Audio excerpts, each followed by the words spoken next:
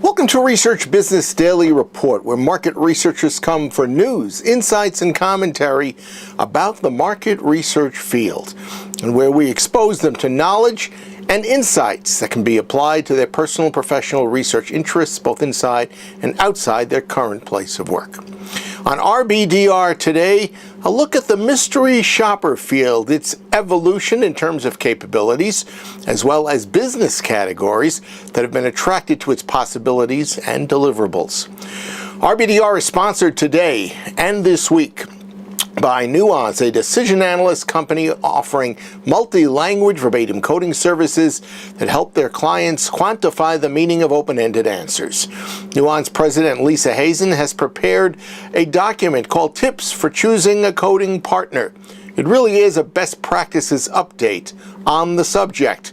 Now, you personally may not regularly rely on coding for your work, but it has had increasing improvement in recent years, a fact that may have escaped you. And if you work in market research, you will surely need coding in your repertoire at some point. And the link that we're creating with Nuance will get you introduced or reacquainted with coding. So look for that link underneath today's video.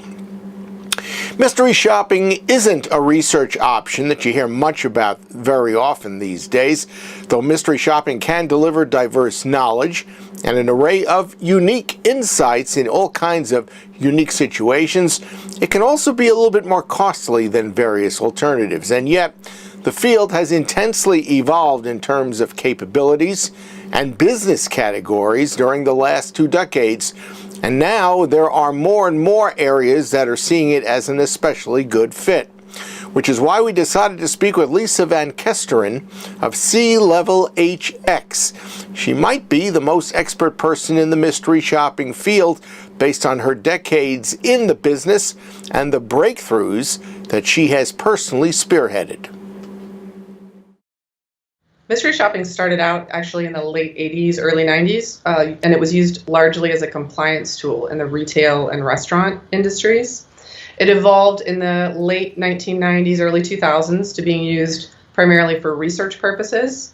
And about a decade later, it evolved again into being tied to customer satisfaction, being tied to revenue and market share, being tied to profitability, and that's where we are today. Originally, it was used in the restaurant and retail sectors, and it evolved into being used in the financial sector, and now it's being used in private equity. It's also being used in transportation, and it's being used quite a bit in automotive these days. How do you know that the mystery shopping work that you've done for any particular client has actually been effective in positively impacting them? Yeah, great question. Love that question. Our clients ask us all the time. Here's what we always tell them. Start out with a baseline. We need to go out with mystery shoppers and shop all of the locations, all of the stores, all of the outlets before you start the real mystery shopping program and before you even announce it, so that we have a baseline metric and a benchmark to work off of. Against that number, we measure every subsequent wave. So give me an example, if you can, Lisa, of some of the work that you've done and the positive impact it's had, and what was involved in doing it. Okay, great. So we had a QSR client that was interested in improving order accuracy in their locations. So what we did was we sent the shoppers out to get our baseline, which of course, as I mentioned, we always do. And then we implemented a program wherein we rewarded employees for doing what they were supposed to do, making the order accurate. So every time an employee delivered an accurate order, they got a reward on the spot. They got $20 on the spot. $20 on the spot. $20 on the spot. Yeah. Where's that location? I think I want to go work for them. Yeah, you and me both, right? And great company too, because any company that's going to do that is really invested in their frontline employees. So we can then measure how the order accuracy improves over the course of time. The more rewards are given out, the higher the accuracy went, et cetera, et cetera. With 25 years under your belt in this industry, it would seem to me, as one of the leaders, if not the leader in the category, that you have had several breakthroughs. Can you give me a list of some of the firsts that you take credit for? Yeah, there's actually been some really fun ones. As I mentioned, mystery shopping started out being largely about compliance in the 90s. And in the early 2000s, when I joined TNS, we started making mystery shopping be more about customer satisfaction and strategy and a higher level overview of what was happening in an organization so that you could fix weaknesses and address strengths, reward strengths for what they were.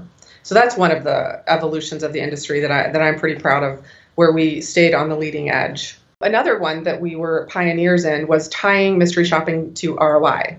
So any company that implements a mystery shopping program is doing it for a reason.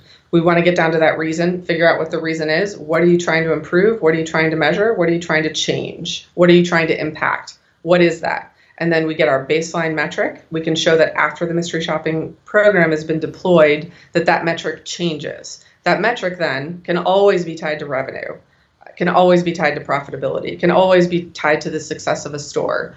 Companies are after customer satisfaction increasing because, of course, that then ties to revenue. So once you start putting all these metrics together and creating a more holistic picture, you can derive ROI from that program pretty easily.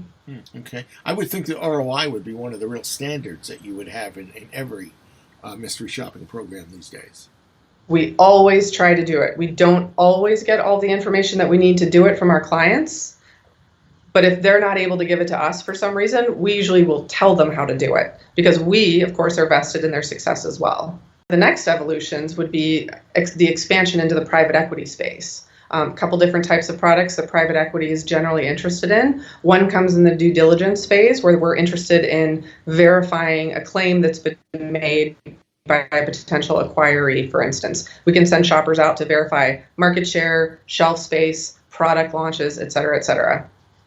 But in addition to that, private equity groups are now also interested in monitoring their portfolio companies because they're interested in not only how their portfolio company is delivering, but also in how all of the competitors of that portfolio company are delivering so that they can make decisions about where and when to buy and sell. The next evolution that I would point to would be the development of the B2B mystery shopping space. This is very new. This is still maybe within the last 5 years.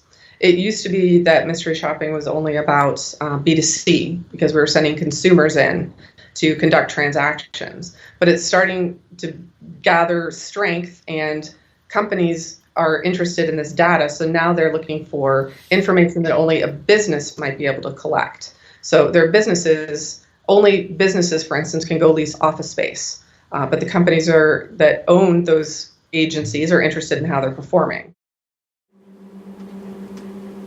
That's your Research Business Daily Report.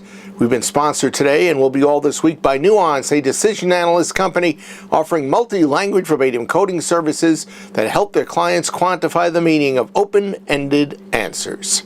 Have a great research day, and we'll see you back here tomorrow.